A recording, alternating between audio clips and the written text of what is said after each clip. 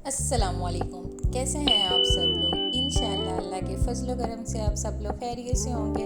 अगर आप लोग मेरे चैनल पे नए हैं तो काइंडली मेरे चैनल को सब्सक्राइब लाजमी कीजिएगा और बेल आइकन का बटन लाजमी प्रेस कीजिएगा। आज मैं आप लोगों के साथ शेयर कर रही हूँ मटन बनाने की बहुत ही यूनिक रेसिपी, और मैं इस बात को लेकर डेड श्योर हूँ कि आप लोगों ने ये रेसिपी ना पहले कहीं देखी होगी ना कभी आप लोगों ने ये ट्राई की होगी। तो चलते हैं आज की रेसिपी की तरफ। बिस्मिल्लाहिर्रहमानिर्रहीम। ये मेरे पास तकरीबन 1 kg से ज़्यादा मटन है जो कि फ्रीज़ हुआ हुआ था। अब हमने इसको किया है डीप फ्रोस्ट, और आपको डीप फ्रोस्टिंग की जो वीडियो है वो मेरे डिस्क्रिप्शन बॉक्स में मिल जाएगी। तो अभी हम इसको कर रहे हैं जी प्रेशर कुकर में ऐड। आपने इसको वेट लगाना है पूरे 10 मिनट के लिए। अगर गोश्त आप ताज़ा लेके आए हैं, फ्रेश गोश्त है, तो आप इसको सिर्फ 6 से 7 मिनट्स जो है वो वेट लगाएंगे। ठीक हो गया। और आपको मैं जो बातें बता रही होती हूँ रेसिपी से रिलेटेड, उनको नोट किया करें ताकि आपकी रेसिपी बिल्कुल भी ख़राब ना हो। और अभी इसके अंदर जो है वो मैंने 2 बड़े साइज़ के प्याज ऐड कर दिए हैं, थोड़े बड़े बड़े काट के ऐड कर दिए हैं। फाइनली काटने की हमें इसमें ज़रूरत नहीं है। ठीक है। और साथ ही मैं इसके अंदर जो है वो 2 कप पानी के ऐड कर रही हूँ, यानी कि 500 ml ऑफ वाटर। और अगर गोश्त आप ताज़ा लेके आए हैं तो आपको 2 कप की नहीं बल्कि 1 कप ही इनफ होगा, और क्योंकि आपने इसको वेट भी 6 से 7 मिनट के लिए लगाना है। ये 2 बड़े साइज़ के मैंने टमाटर काट के इसके अंदर ऐड कर दिए हैं। साथ ही मैं इसके अंदर जो है वो ग्रीन चिलीज़ ऐड कर रही हूँ। ठीक है। 4 से 5 जो हैं वो सब्ज़ मिर्चें इस तरह से आपने इसके अंदर ऐड करनी है कि दरमियान में से उनको काट के, तो आपने इसके अंदर 4 से 5 जो हैं वो ग्रीन चिलीज़ ऐड कर देनी है। चिलीज़ की क्वांटिटी जो है वो आप गोश्त के अकॉर्डिंग थोड़ी ज़्यादा भी कर सकती हैं। अगर 2 kg बना रही हैं तो आप इसको 6 से 7 भी डाल सकती हैं। और साथ ही हम इसके अंदर सिर्फ ऐड कर रहे हैं नमक। नमक के अलावा आप इसके अंदर कोई स्पाइस ऐड नहीं करेंगे। ठीक हो गया। सिर्फ ग्रीन चिलीज़ और नमक हमने ऐड किया है। साथ ही मैं इसके अंदर ऐड कर रही हूँ जिंजर गार्लिक का फाइनली चॉप्ड पेस्ट। ठीक है। आप इसको अपनी क्वांटिटी के अकॉर्डिंग डाल लेंगे। मैंने 1 बड़ा चम्मच जो है वो जिंजर गार्लिक का पेस्ट ऐड कर लिया है। और अब इन सारी चीज़ों को अच्छी तरह से रला मरला दो, यानी कि इनको अच्छे तरीके से मिक्स कर दें। और मिक्स करने के बाद प्रेशर कुकर को बंद कर दें, और हमने इसको बंद किया है ठीक 10 मिनट के लिए। और ये साथ मैंने लिए हैं जी बेबी पोटैटोज़, जिनको मैंने पील ऑफ कर लिया हुआ है, यानी कि निके निके आलू। कुछ रेसिपीज़ के लिए हम सिर्फ बेबी पोटैटो यूज़ कर रहे होते हैं, इसलिए आपके घर में जितने भी निके निके आलू आते हैं ना उनको सेपरेट इकट्ठा कर लिया करें ताकि बेबी पोटैटोज़ की रेसिपी बना सकें। और अगेन जी अपना टाइम सेव करने के लिए हमने साथ वाले स्टोव पे एक अलग से सॉस पैन ले लिया जिसमें हम इसका बाकी का मसाला रेडी कर रहे हैं। हमेशा की तरह जैसा कि आप लोग जानते हैं हर काम च सानू काली, तो इसलिए हमने रख लिया ये साथ वाले चूल्हे पे इसका बाकी का मसाला तैयार होने के लिए। इसमें हमने 1 कप लिए है वेजिटेबल ऑयल। कोई सा भी कुकिंग ऑयल ले लें आप लोग जो आप यूज़ कर रहे हैं। इसको करना है गरम। गरम होने के बाद इसके अंदर हम डाल रहे हैं साबुत मसाले। 2 टुकड़े डाले हैं हमने दालचीनी के, थोड़ा सा ज़ीरा डाला है, 2 से 3 लौंग ऐड कर दिए हैं। ऑयल हमारा बहुत अच्छा गर्म हो गया हुआ है। अब हम इसके अंदर डाल रहे हैं जी दड़ा मसाला। आपको मैं दड़ा मसाले का बता चुकी हूँ पहले भी कि घर में जो गरम मसाला होता है उसका जो छान होता है, ठीक है, वो हम एज़ अ दड़ा मसाले के तौर पे यूज़ कर रहे होते हैं, वो डाला है। साथ ही मैंने इसके अंदर जो है 1 चम्मच जो है ज़ीरा पाउडर ऐड किया है, और 1 बड़ा चम्मच जो है वो सूखे धनिए का ऐड किया। ऑयल हमारा इतना अच्छा गर्म हुआ था। जैसे हमने ड्राई स्पाइसेस इसके अंदर ऐड किए हैं, साथ ही वो तड़फ गए हैं, बिल्कुल बहुत अच्छे से ब्राउन हो गए हुए हैं। और इनकी आ रही है जी बड़ी कोई कमाल किस्म की खुशबू। जैसे हमें खुशबू आनी स्टार्ट हुई है हमने फटाफट से इसके अंदर जो है ना वो 2 कप दही के डाल देने हैं। आपने वेट नहीं करना, जब खुशबू आने लगे फ़ौरन से इसके अंदर दही डाल दें, क्योंकि उससे क्या होना है कि अगर आप वेट करेंगी तो आपके सारे के सारे स्पाइसेस जो है ना वो झट से बर्न हो जाते हैं। आपने उनको बर्न नहीं होने देना। हमने ये ½ kg जो है वो दही ऐड कर दिया हुआ है। ये हमारा मसाला हो गया रेडी। उतनी देर में हमारे प्रेशर कुकर के 10 मिनट हो गए हैं जी पूरे।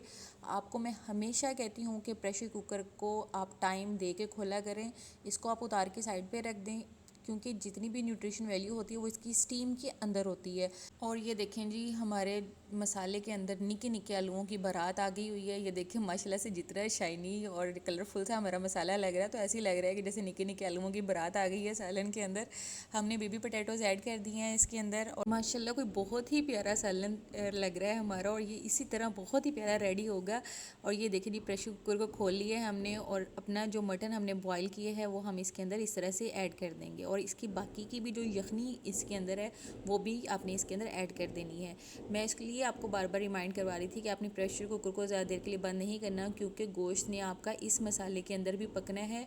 और दही से जो इसका टेस्ट बनना है ना वो बिल्कुल बहुत ही आला टेस्ट तैयार होने वाला है, कि आप इवन कि ये मटन खाने के बाद जो है ना वो मटन रोस्ट तक की भी रेसिपीज़ को भूल जाएंगे। माशाल्लाह बहुत ही अच्छा सालन रेडी होता है ये हमने बाकी की भी यखनी इसके अंदर ऐड कर दी है और अभी हम इसको पकने के लिए छोड़ देंगे। हमें जो है वो 10 से 12 मिनट लगेंगे ये दही का पानी खुशक करने के लिए। आपने दही का सारा पानी ड्राई करना है। ड्राई करने के बाद आपने अपने ब्रॉथ के लिए इसके अंदर पानी ऐड करना है और आपने दही का सारा पानी ड्राई करना है। अगर आप दही का पानी ड्राई नहीं करेंगी तो जो बाद में आप ब्रोथ के लिए पानी ऐड करेंगी यानी कि शोरबे के लिए पानी ऐड करेंगी तो क्या होगा कि उसके ऊपर वाइट कलर की फुटकियाँ आएंगी, उसकी लुक अच्छी नहीं बनेगी। हमने सिर्फ 5 मिनट के लिए इसको ढका था। अब हमने इसका ढक्कन रिमूव करके इसका ये जो पानी है सारे का सारा वो ड्राई करना है और इस स्टेज पे हम इसके मसाले की जो है और ब्रोथ की जो है वह नमक मिर्च पूरी करेंगे। उसके लिए हमने 1 चम्मच जो है ब्लैक पेपर का ऐड किया है और 1 चम्मच जो है हम नमक का ऐड कर रहे हैं। अभी हम इसका कर रहे हैं जी पानी ड्राई। हमने सिर्फ 5 मिनट इसका ढक्कन रिमूव किया है तो ये देखें जी माशाल्लाह इसका सारा पानी जो है वो ड्राई हो गया है। और ये देखें आलू माशाल्लाह हमारे आलू भी जो हैं वो बड़े अच्छे तरीके से गल गए हुए हैं। ये देखें अभी हमने सालन को जो है ना वो अच्छे तरीके से भूनना है और इसका सारा पानी जो है वो बिल्कुल खुशक कर देना है इसको भून के। और ये देखें सालन के ऊपर तरी हमारी कितनी अच्छी आ रही है। ये देखें गोश्त ने सारे का सारा जो है वो ऑयल छोड़ दिया हुआ है और इसकी लुक चेक करें माशाल्लाह बहुत ही अच्छी तरी छोड़ी है। और अभी हम इसके अंदर जो है शोरबे के लिए बाकी का पानी ऐड करेंगे जितना आपने ब्रोथ रखना है। मैं तकरीबन इसके अंदर जो है वो 1 kg के राउंड अबाउट पानी ऐड कर रही हूँ। आपको जितनी क्वांटिटी रिक्वायर्ड हो आप उतना पानी ऐड करें।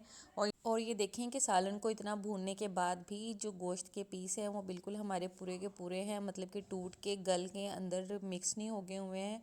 इसलिए आपने प्रेशर कुकर का टाइम जो है वो जितना मैं आपको बता रही हूँ उसके अकॉर्डिंग आपने देना है। और हमने 1 kg पानी जो है वो डाला है इसके ब्रोथ के लिए। और ये देखिए माशाल्लाह गोश्त हमारा बहुत ही अच्छा गल गया हुआ है। और मुझे क्योंकि ब्रोथ जो होता है मटन में वो बहुत अच्छा लगता है।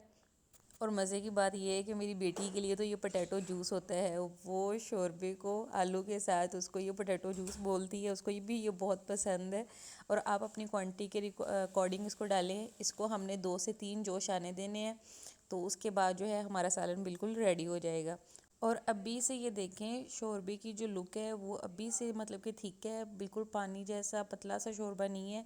पानी ऐड करने के बाद आपने इसको 5 से 7 मिनट के लिए पकाना है। आफ्टर 5 मिनट्स ये देखें जी सालन हमारा हो गया है रेडी। माशाल्लाह से बहुत ही अच्छा सालन बना है। सालन की लुक चेक करें आप। और अब हमारा टाइम है जी सर्विंग का। ये देखें माशाल्लाह बहुत ही कमाल सालन रेडी हुआ है। आप इस रेसिपी को लाजमी ट्राई कीजिएगा। और ऐसे ही आप लोग मेरे चैनल को देखते रहिएगा, मुझे सपोर्ट करते रहिएगा। आप लोगों के प्यार का, आप लोगों के सपोर्ट का बहुत बहुत शुक्रिया। दोबारा मिलूँगी मैं आपके साथ नई रेसिपी के साथ, नई टिप्स एंड ट्रिक्स के साथ। मुझे दीजिएगा इजाज़त। अल्लाह हाफिज़।